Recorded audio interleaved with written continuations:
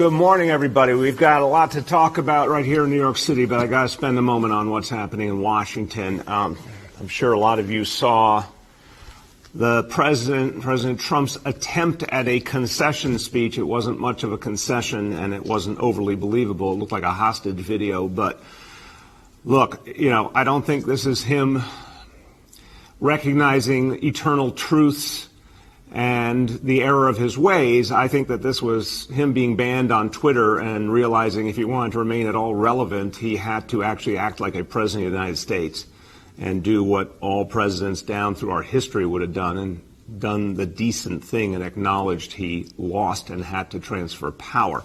It's one of the most fundamental ideas of American democracy, peaceful transition of power, except that was working all the way until 2021 and Donald Trump. And now for the first time we've seen a president try to destroy that process, the very process that the American Revolution led to. Donald Trump trying to destroy the constitutional process, trying to destroy our democratic system. Look, there's no other solution but impeachment at this point. Vice President Pence has had an opportunity to implement the 25th Amendment. He's chosen not to. History will judge him for that. But I agree with Chuck Schumer. I spoke to Chuck Schumer about this last night. I thank him for his leadership. He's right. Start impeachment proceedings immediately. Donald Trump is a danger to this country. He needs to be removed. Again, thank God Chuck Schumer will be our Senate Majority Leader. That's so important for this city and for this country. And I thank him for his leadership right now. But here's why he's right.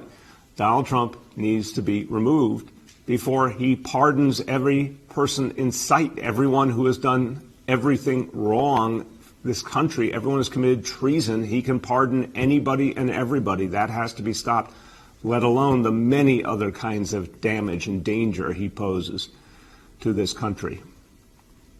We also need a full reckoning of what happened at the Capitol. The fact that several key figures are resigning doesn't tell us anything, honestly. Someone gave the order to not provide security. And again, you could say, oversight, mistake, incompetence. I don't buy that. This is too obvious that this was going to be a crucial, dangerous moment, and there needed to be huge security presence.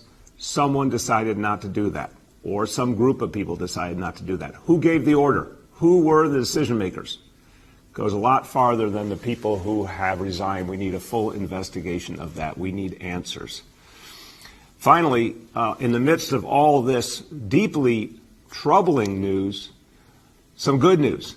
I want to thank all the leaders of the media and all the reporters who chose not to keep giving Donald Trump a platform in recent weeks, who cut him off or didn't even bother to show his attempts to undermine democracy. And obviously to the folks at the social media companies who deprived him of his social media platforms.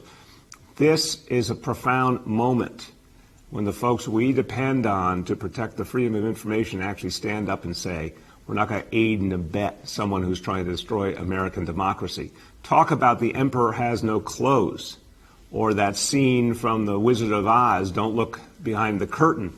The minute Donald Trump was deprived of Twitter, he suddenly did not have the same power, the same voice. He didn't have that supersized ability to undermine democracy. I want to thank leaders of the media, leaders of the social media companies for doing what you did. Folks at the TV networks, cable, everyone who decided enough was enough. Don't let this guy have a platform. You did something very important.